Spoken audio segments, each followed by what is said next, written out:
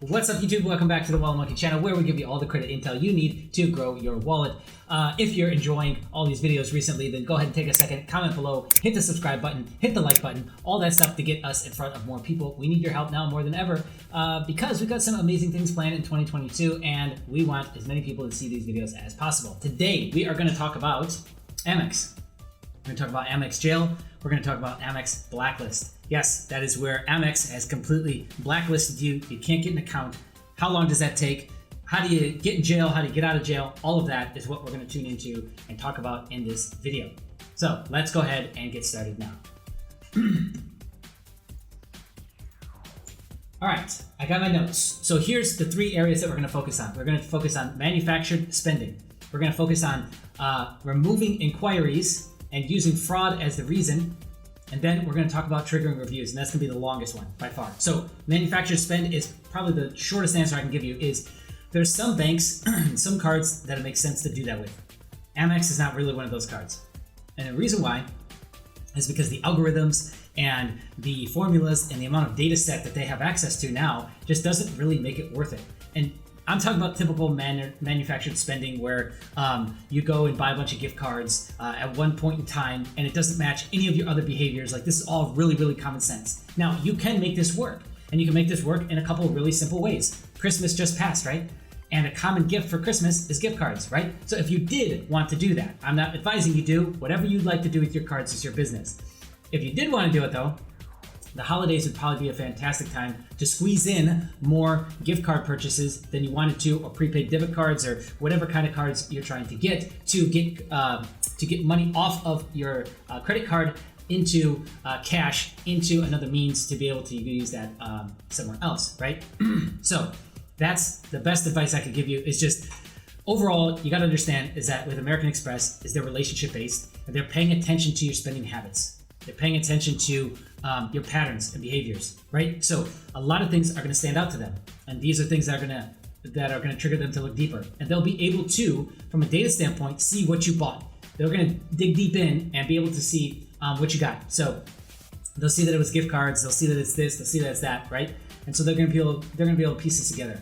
Okay, and in any other game or gambit you can think of where you buy something and then take it back and then you get the cash, or you get that put on a debit card or something like that. That was something that was big with Apple before. But manufactured spending is just going to be very, very difficult with such a big business that has access to so much data and tools. Data is really the modern day currency, right? And going into Web3 and all these big changes that they've got for the internet, that's going to be more important now than ever. Tracking your behaviors and then reselling your behaviors to you in similar services and goods. Yeah, whether you like it or not, that's where things are going. So manufactured spending, okay, we chopped that off. We got that off the list, cross it off. So next, let's talk about number 2, which is removing inquiries and using fraud as the reason. Now, this data that we're gathering here is coming from Reddit. It's coming from personal experiences in the Discord community. And so there's stories to go along with this. There's a lot of depth there. If you want the stories and to follow the threads, join the Discord. It's completely free. And you'll be able to go scroll back up in American Express and you'll be able to read all about that. But basically what happened was with somebody who had like 6 or 7 accounts in American Express, tried to get some sort of new account, and it triggered an inquiry of some degree. I don't know how this is possible, especially with how things are now. Maybe it was slightly older. I don't know how old this story is, right? So again, we got to take this as a grain of salt. But what happened next was they called in and did your typical to remove an inquiry, it's fraud on my account. Well, the reason why that's bad, we broke down in another video, so I'll link that in the card above. But short story is they went and closed, within 24 hours, they closed every single one of his accounts. And he's blacklisted. And so that means when you're blacklisted, it's like 12 months minimum before you should even try and apply again. Now, I would argue that maybe you could try the savings account trick and just get in there with a savings account, or a high yield savings account, a regular savings account, or even a checking account on the business side and try and rebuild. I don't know if that works. That's just an idea at this point, right? So that is something that you definitely don't want to do. There's other ways to get inquiries removed, or just leave it and take the L on that inquiry, because again, the Amex ecosystem is such a great place to be if you treat it right and you come in with a plan. So there's number 2, crossed off the list. Number 3, is the big one where we're going to spend most of our time, and that is triggering some sort of manual review. This is tax returns. This is 4506T or 4506C, I think is another new one that's come up. And all that means is that they're saying, hey, we want to get a better look at your finances because it is stated income to get into American Express. Now, I've heard all kinds of numbers, but I would say if you're going with stated to stay somewhere on the application, I wouldn't go over $80,000 with that, right? And so I know that based off my numbers, and I shared this in previous videos, is I'm willing to go above $5,000, $10,000 because I know I could go and just make that true, right? And what's interesting is somebody commented on that video and said, hey, banker here with some inside knowledge, we assume on applications people are padding their application by at least 10% on the stated income, which is interesting. Kind of makes sense though too, doesn't it? Like, are people really giving you what they're making? Especially if it's lower, you can assume they're padding it, right? So I would say, sub 40K, they're probably lying a little bit on there. So anyways, that isn't usually an issue, right? On the stated income side. But it's when you start getting into bigger numbers, if you can't back that up, that's going to lead you to problems. So that could trigger a manual review. Another thing that could trigger a manual review is a out of pattern or out of behaviored purchase. So a high ticket purchase. So I'll give you an example. Someone that was on an account as an AU, the primary went out and paid like a $3,000 bill with it. Completely out of the ordinary, not normal whatsoever. Triggered a financial review for both the authorized user and the primary account holder. So keep that in mind. So that's another golden nugget, is that if you're gonna get a financial review triggered, any AU that you've got, which you can have up to 99 AUs on American Express, they'll all get a financial audit. That is awful. That is awful, especially if you're trying to sell these. So American Express, again, you're gonna wanna know these things going into it, right? Before you try and start selling this or renting these out or whatever you're doing with trade lines, right? So out of the ordinary purchases are definitely gonna stand out, and high ticket purchases are gonna stand out. Now, I know you might be thinking, okay, well, how does that apply to the unlimited spend cards that are the gold and platinum on the personal and on the business side? So the consumer and business side. Well, the same thing applies. Is they want to see, okay, if you're a regular business, you're going to start to use this card and ramp up purchases. And over time, we're going to start to get into bigger and bigger stuff. Understand, if you run out, get the card today, finally get it, activate it, run out tomorrow, 3K, 5K, 10K purchase, bang, you'll trigger a financial review. And then the card is going to be bucketed, which is the worst part of this. The financial review isn't even the worst part. The worst part is the card then gets bucketed. So there's a couple different ways that you could play this. First off, I know the argument here is hey, well, I want a high limit card. Why wouldn't I go and spend that limit? Credit history. So I've talked about this in previous videos. I think Amex is working towards some sort of internal scoring system if they don't already have it, because all these algorithms, all these scripts that are running, that are collecting data and trying to create a profile for you, it all comes back to somewhere. And so they want to see that grow over time, right?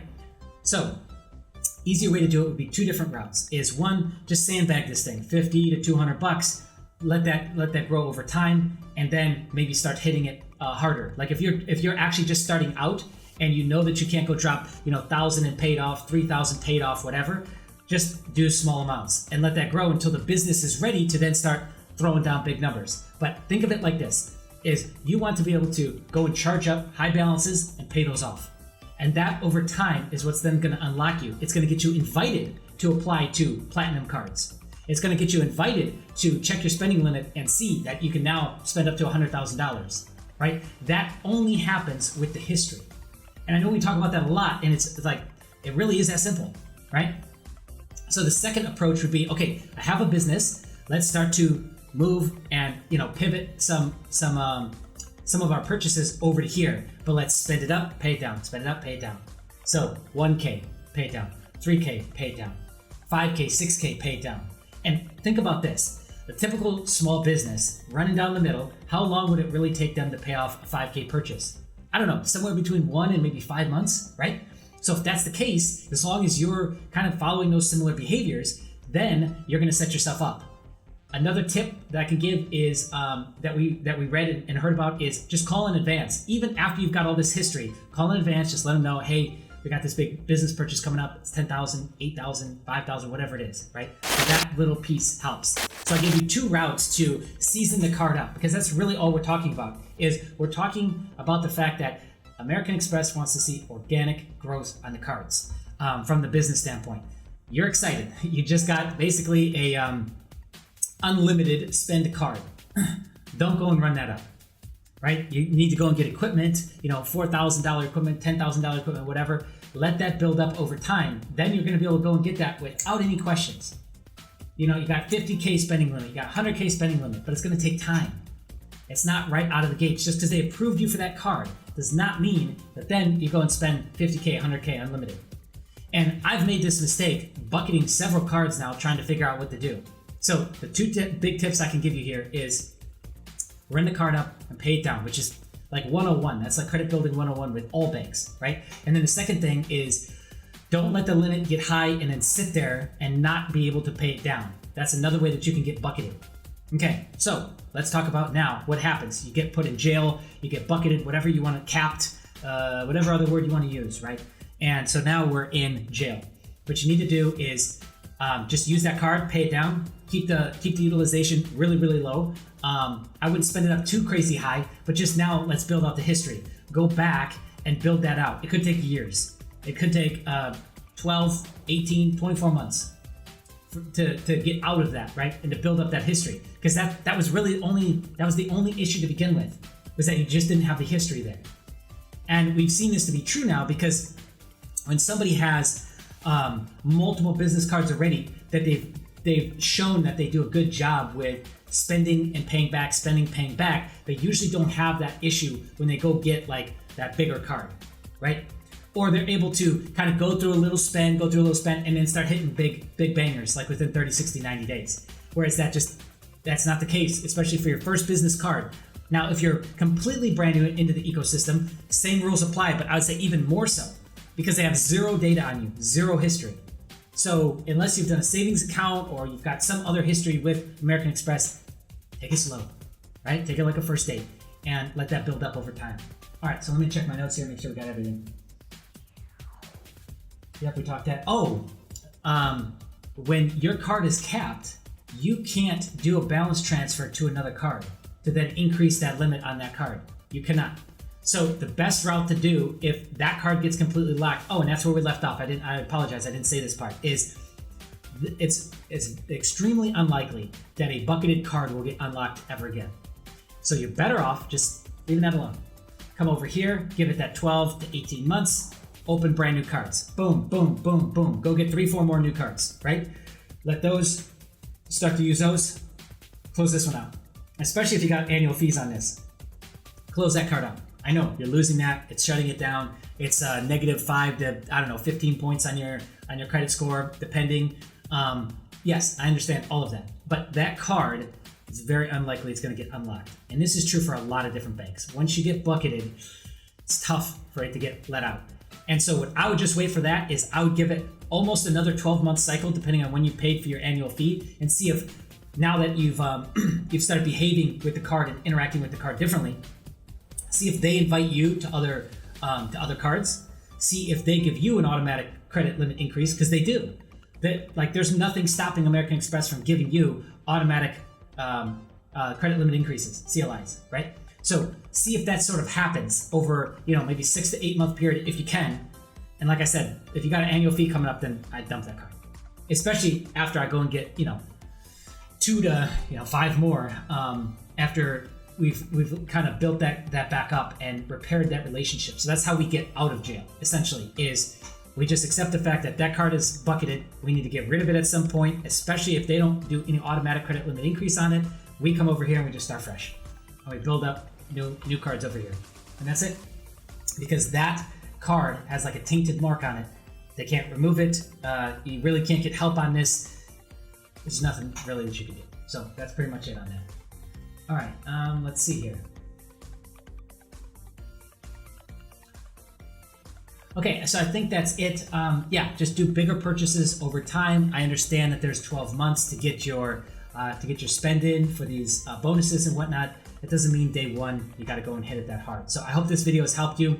It's condensing a lot of different information from multiple videos and a lot of stuff that we've been researching on the back end. So if you found this valuable, please just share with a friend. That's all we ask. So it helps this video get out more in front of more people. Comment below for the algorithms, or if you've got some data points or something that you'd like to share, we'd absolutely love that. Thank you so much.